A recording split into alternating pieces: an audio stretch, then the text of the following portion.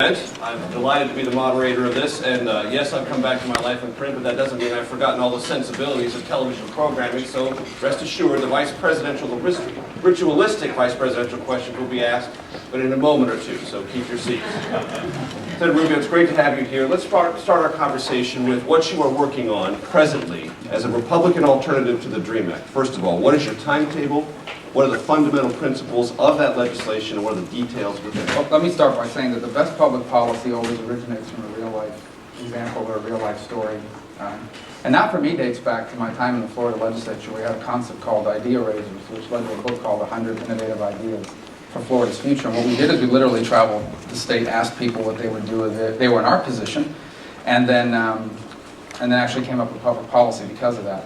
Now, throughout my campaign, even in the midst of a Republican primary, I said very clearly that while I couldn't support the DREAM Act as it was currently constructed, I felt we had to figure out a way to accommodate young people who found themselves in that unfortunate circumstance.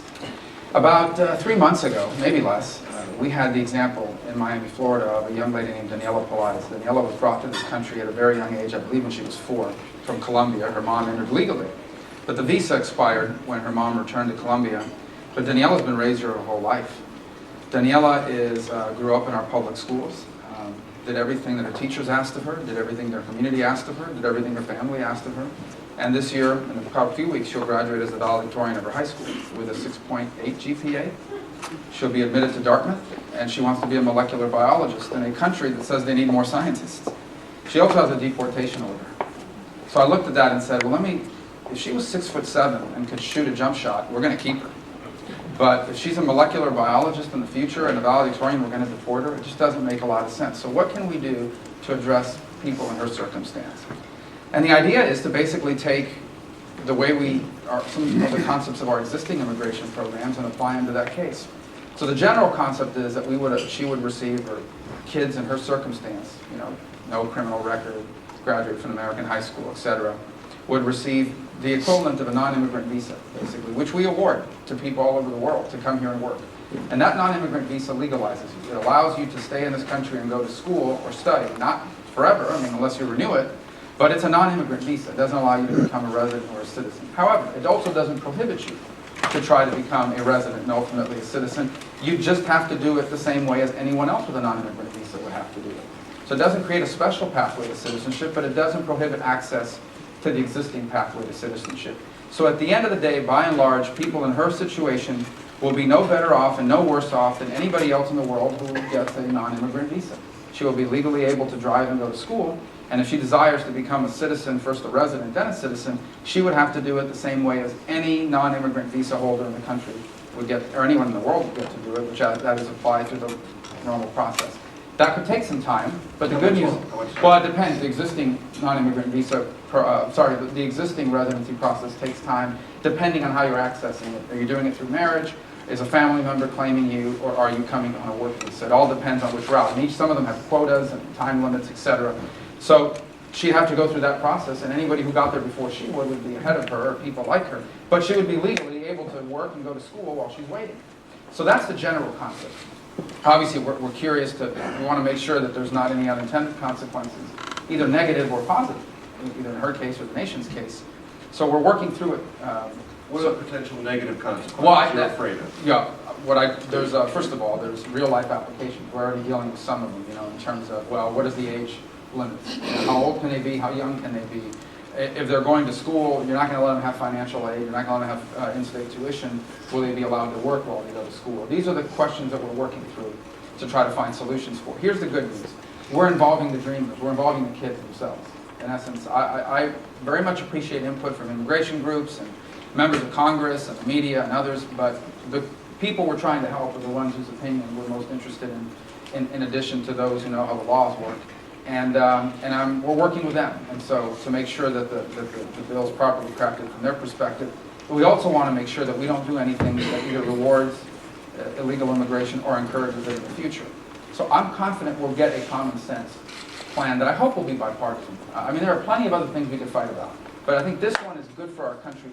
We could confront it and solve it in a positive way. And so I aspire to do that, and we'll see what the When do you intend to introduce it? Well, when it's ready, and it'll take a little bit longer. It won't be next week, but it won't. Will it be this summer? I hope so. What I'm cognizant of is that there are a bunch of kids like Daniela that want to go to school this fall. So on the other hand, I'm also already trying to see the reality that it's an election year. And sadly, there are plenty of people who would rather this issue not be solved this year because they'd rather use it as a political tool in the 2012 elections. Just very recently, after years of hearing from some of my Democratic colleagues, not all, there are many who legitimately want this issue to be solved, but there are a handful whose job is, to message politics. And after years of hearing about how important it is to solve this issue, and they want the Republicans to reach out and see if we can find some common ground, well, here I am. And all of a sudden, it's been dismissed offhand as unacceptable. And I've seen things reported about it that are not accurate. I've heard terms used like permanent underclass. None of these things are true. So I think what I'm suspecting here, and you guys have been here longer than me, so maybe you know better than I do, what I'm suspecting here is that some people have really counted on this issue to use it as a wedge in this election. The thought of it somehow being solved before November is terrifying to them. And, but we're not going to let that stop all this. Well, but politics plays both ways. There might be some who would say, well, you're coming to this issue late in an election year because Republicans have a sizable perceived disadvantage on this issue, something you've talked about. Yeah, I don't think one bill is going to change whatever that disadvantage may or may not be. One of the big mistakes we make, and I think we're going to talk more about that today, but one of the big mistakes we make in terms of talking about how can we make the Republican view on limited government conservatism a viable political theory and ideology in the minds of a growing number of Americans, including those of Hispanic descent and African Americans. One of the mistakes we make is we view it through the lens of the next election. And I think this has to be a longer-term commitment than that. I mean, I think this is not something we can't, this is not just an election. What can we do over the next 3 months to win an election? That's not the design of this bill. And it can't because it doesn't work that way. I think the real thing we need to start thinking about is this is what we offer. This is our argument as to why free enterprise, the American free enterprise system, is the best economic system in the world for people who are trying to make it, for people who are trying to create a better life for themselves and to leave their children better off than themselves. This is why we argue that the American free enterprise system, with the limited government involvement, is the best system in the world for that. And that's got to be kind of a long-term commitment to make that argument, not just an election-by-election commitment to make that argument. You mentioned the terminology permanent underclass. There are those who have said your concept, as you've sketched it out, basically would force someone who's grown up here, culturated here, assimilated here, successful here, to live for years and years and years in a non-status sort of limbo, which some do think is a permanent underclass. That yes, you're allowed to stay here, but you don't get any of the fruits of the things that you most aspire to. Well, why isn't that a fair criticism? Because it's not accurate. If you don't, there is no limbo. The limbo is what they have now. They would have a non-immigrant visa, which would legalize them in this country, would allow them to get a driver's license and go to work and pay taxes. But they couldn't vote. Well, you have to become a resident and then a citizen. But there's a process for doing that. And millions of people around the world have followed that process when they come here. And thousands of people are waiting to follow that process now. And they would have every opportunity to follow that process as well. They wouldn't have any special access to that process. The one benefit they would have is that they would be able to remain studying and working in the United States while they're waiting for their turn to come up in that process. And obviously that process is more complicated, more expensive, and more burdensome than it should be. But that's not a function of this bill. That's a function of a broken legal immigration system, which is a whole other topic that we probably should discuss at some point here in this country as well. All right, on the other side of the idea that you sketched out, Chris Kobach, who you well know, immigration advisor to Mitt Romney's campaign, has said this: I'd absolutely reject any proposal that would give a path to legal status for illegal aliens en masse. That is what amnesty is. I do not expect Governor Romney to propose or embrace amnesty. Your reaction? Well, the bill, once again, all it does, it takes something that already exists, which is non-immigrant visas, and applies it to children who have grown up in this country, who have spent thousands of dollars educating, who, in the case of Daniela, want to be a molecular biologist in a country that's looking for more molecular biologists. Allows them to continue to contribute to this country, and if they eventually decide that they would like to become residents and therefore, and then thereafter citizens, allow them to do that the same way that anybody else in the world would be able to do it, and that is by accessing the existing route that is now in place. That's what this bill does, and that's my concept. That's the concept we're working on, and I don't think that falls, within that criticism or some of the others on either side of the debate.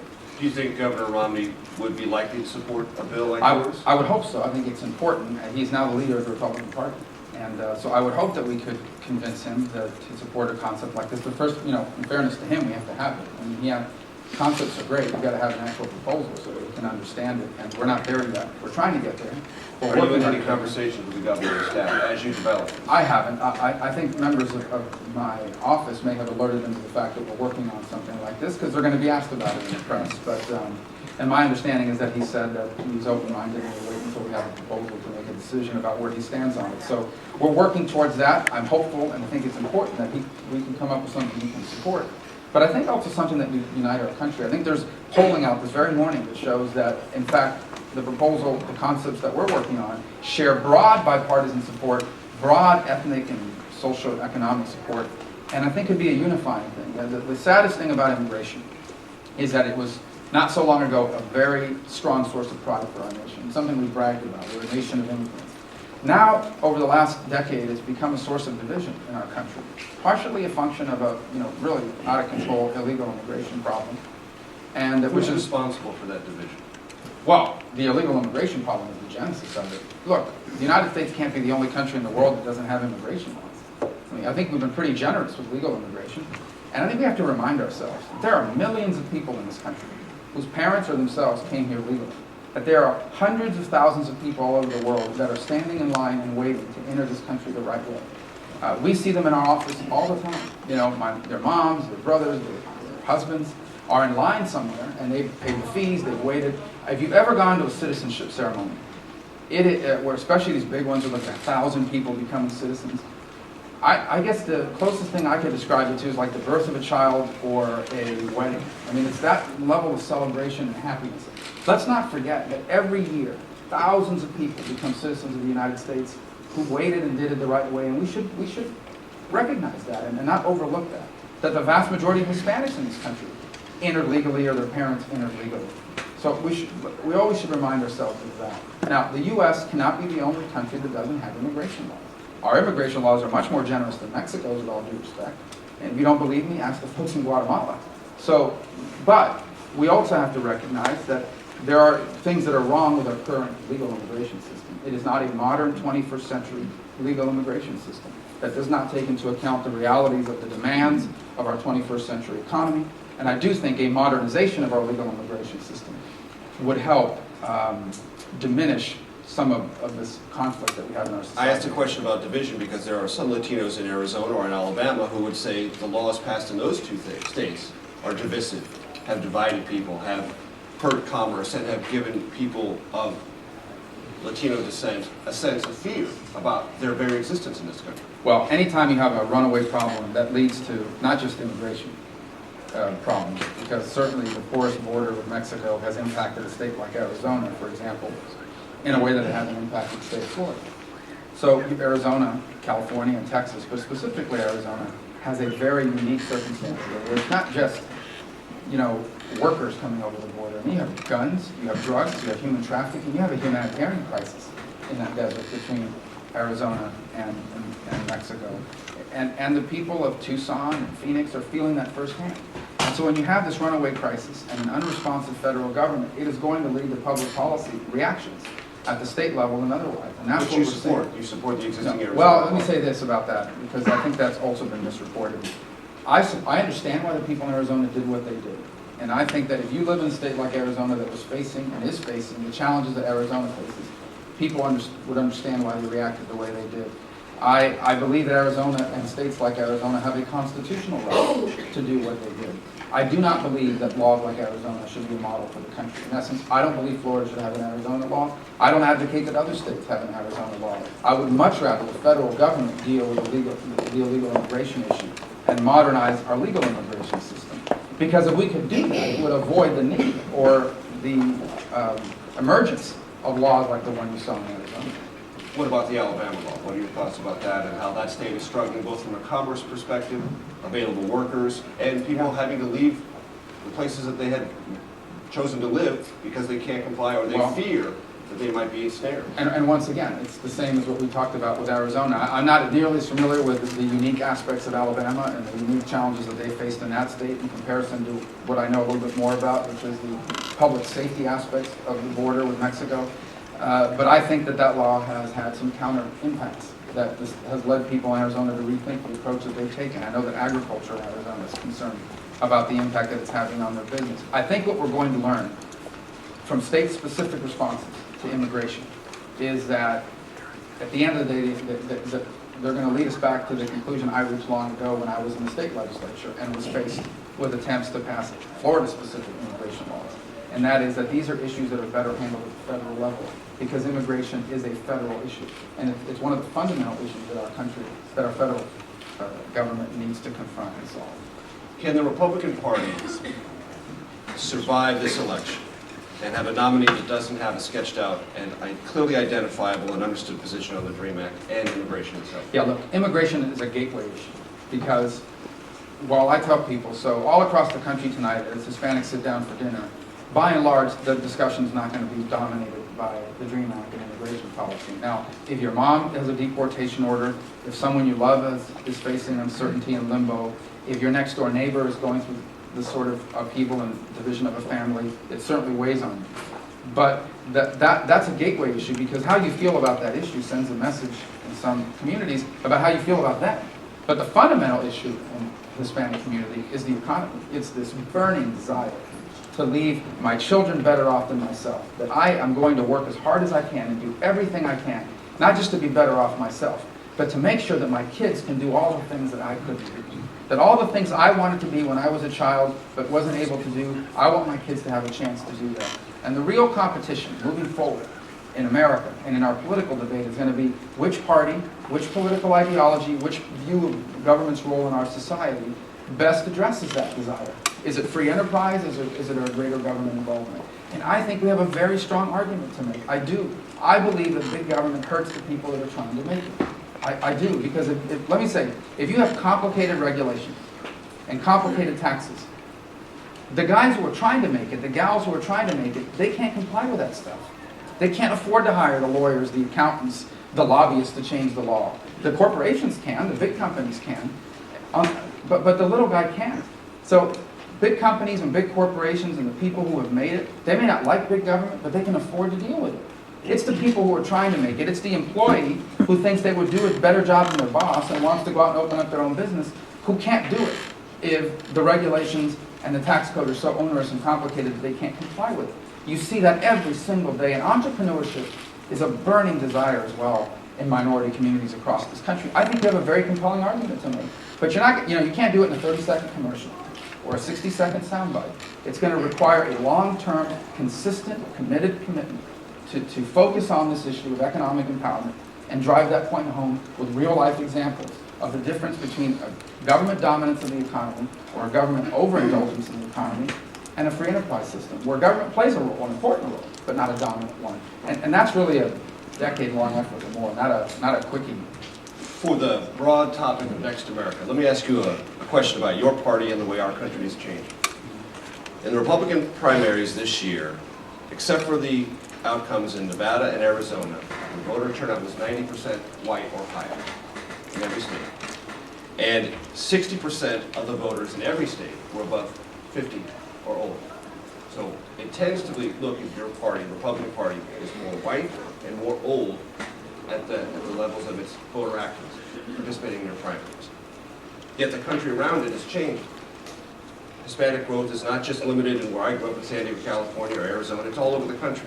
And the voters who seem least pleased in survey after survey after survey, ours and others, who are least comfortable with that, tend to be the voters at the base of your party. How great do you feel the tensions within your party about who shows up, who votes, who's activist, who tries to get your ear, and yet the changing demographics of this country, how do you match those, and how big a struggle do you think that is for you and for the party? Well, how I view it is this way. I view it as, I'm sitting here saying, okay, here's a community where the vast majority of people are trying to do better than their parents did and are really dying to leave their kids better off than themselves.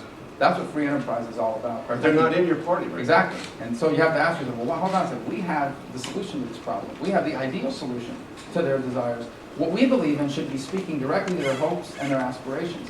Why aren't we connected? Why isn't that? That's what we should be concerned about. How come this demographic group in America, that would be the biggest beneficiary of what we believe in our opinion anyways, how come they're not responding to our message? And that's what we need to be asking ourselves. And then, of course, the answer is going to be, well, you need to, elect more people of a certain profile. You need to run more ads in Spanish. Well, that's not, obviously, those are tactics. But I think what has to happen is a permanent commitment that we are going to take the time and the energy in the long term to make this argument about whether limited government and free enterprise is the right answer to their desires, to their aspirations. So I am concerned because there's this growing demographic in America who I think at a minimum we should be competitive in, and we're not. And there's a reason for that. We've got to find out what that reason is, but more importantly, we have to commit to telling our story consistently and more effectively and over a period of time, not just on one issue or one election. Does that mean you'll be telling the story as Mitt Romney's running? No, that's a very good. First, he hypnotized me, then he asked me. Look, I'm flattered by all that, but the truth is, we have a plethora of very talented Republicans, of people who have served for long periods of time in different branches of government. And there's so many really highly talented people out there who I think will do a great job. And are you saying you're too inexperienced to be vice president? What I'm saying is, well, look, two things on that. Certainly, I'll be more experienced next year than I am this year, but I think that's true for all of us. I'm not new to politics. I served 9 years in the Florida legislature. I've been here a year and a half, had a pretty high-profile campaign. I'm older than I look. I know I'll be 41 this year, but I feel 42. But no, that's not the point. The bigger point is that we've got a lot of really talented people and out there that Romney's going to get to pick from. And I think a lot of them, Senator Rob Portman would be phenomenal choices for vice president. And that's where I would encourage them to look at, because I'm enjoying my service in the Senate. If asked, will you say no? Yeah, I don't want to be the vice president right now. So maybe ever. If Mitt Romney asks, you will say no? Yes. But, he's not going to ask. That doesn't work. He's watching this interview. So. The bottom line is I really want to do a good job in the Senate. I mean, I think the Senate is a very valid place to shape and drive American policy. Foreign policy, which I enjoy deeply. The issues we're talking about now. If I were running for vice president, I would have to answer questions about my dog. Maybe so. But both candidates are answering questions about dogs these days. So let me role play this for just a second, because you gave a very lengthy answer that Mitt Romney might find not really persuasive, but no product placement in the no. So I mean, he may really respond to it. He may say to you, Senator Rubio, look, I saw your answer about how we connect and what our problem is with the Latino community in our country. You're the solution. I need you to run with me. Our party needs you to run with me. You're still going to look him in the eye and say, no. You're still going to say no. You will still say no. I'll travel anywhere in the country and deliver that message as this junior senator from Florida. But you'll say no. Yeah, look, my answer hasn't changed. And I really think that in the United States Senate, I can have an impact. And I hope, here's the truth, okay? I hope that we have a greater sense of urgency in the Senate. I was asked yesterday on the train, what's the first year been like? And I really like the people I serve with in the Senate. There's an old joke that when you first get there, you look around and say, my goodness, how did I get here? Look at so-and-so, he's so famous. And so-and-so, he's so famous. And after about 6 months, you look around the room and say, how did they get here? I really like the people I serve with on both sides of the aisle. We've made some really good relationships with individual senators. It's a lot of fun. At times we can work together on some issues. But I really am concerned about the lack of urgency in our country on some of the issues we face. Because the 21st century should be more the American century than 20th. Everything is going our way around the world. Everything. In terms of what we want the world to look like in the 21st century. This can be every bit the American century, not just in America. This time it could be the American century all over the world. And we have nothing to help shape that. If we only had a little sense of urgency about being America again. In essence, we have a few things that we have to solve. If we get those things solved, by the time my children are my age, they will live in a world so prosperous and so peaceful, not totally peaceful or totally prosperous, that I can't even describe it to you. We have a chance, for example, in Africa, to eradicate AIDS. And that's an amazing accomplishment, the eradication of AIDS that American generosity has contributed towards. 20 years ago, we didn't even have a way to treat it. And now we're ready to eradicate it on the continent, largely due to American leadership, with both President Obama and President Bush have played a role in it. I'm going to have a chance to contribute to that as the United States Senator. I'm excited about that prospect. 3, 4, 5, 6, 7 years from now, if I do a good job as Vice President, I'm sorry.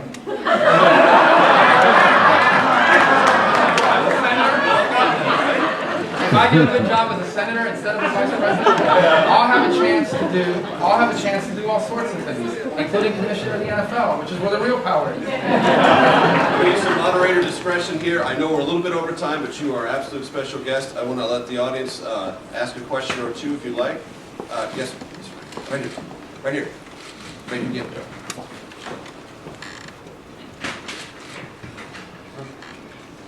Good morning, Frank Fuentes, National Alliance for Hispanic Families.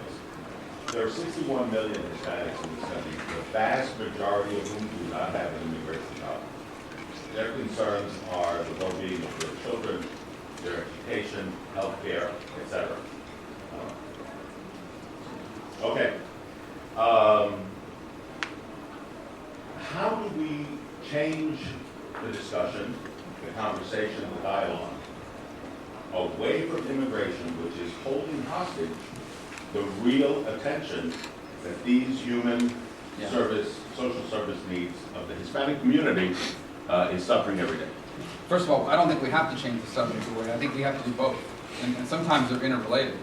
But the great denominator today, the great divider in America economically is education. If you have more than a high school education, you're in one demographic group economically. If you're a high school dropout, or you just graduated high school and nothing more, you're in a secondary group. And the reality of the 21st century is it will increasingly, it is not already, impossible to be prosperous in the 21st century if all you have is a high school diploma.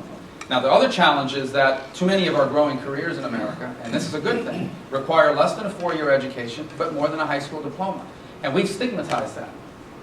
So it's great that Daniela wants to be a molecular biologist, but there are kids in Miami who right now are graduating from high school certified as BMW technicians. They'll start at $45,000 a year at 18. We need and they're good at it, and they love doing it, and they have a passion for it, and our nation needs that too. So I know it's cliche-ish to say education is the solution. Education is empowerment. It gives you the skills not just to compete, but also to learn. Once you have these basic skills, we really need to understand that that is really what's dividing America today economically. Increasingly, the divisions in America between those who have and those who don't is the level of education and the social economic realities of where they come from. Those two things work hand in hand. So I think what you're talking about is really about empowerment. It's about how do we continue to create mechanisms for empowerment. That's why I'm a huge believer in student financial aid programs. I'll play right now, I would not have been able to go to college without Pell Grants and access to student loans. I still have a student loan, by the way. I pay some lady named Sally Mae every month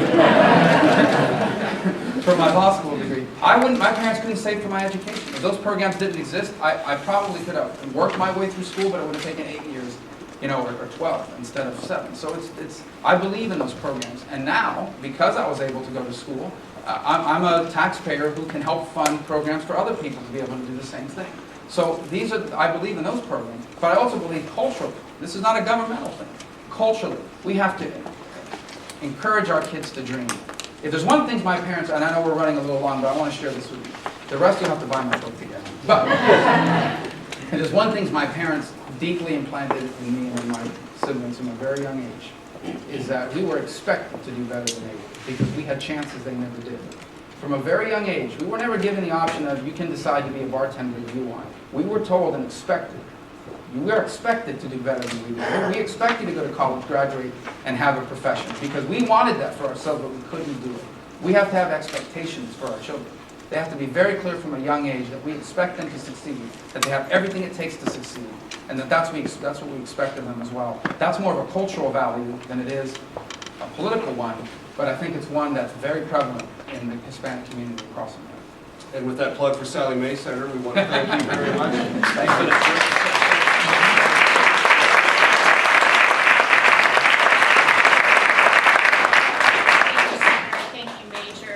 Please continue to join us online, live, and within the pages of National Journal as we continue this very stimulating discussion on the changing demography of America. Thank you again to the University of Phoenix and to the Apollo Group for their generous support of our Next America project. And Dr. Peppertello, do you want to wrap us up quickly? Thank you.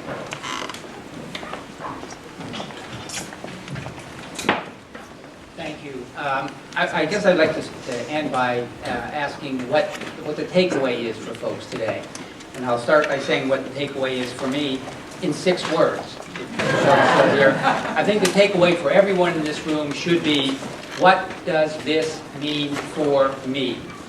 I've heard that education is central here today, so the takeaway for me is that the demographic changes we talked about cannot be addressed through education unless we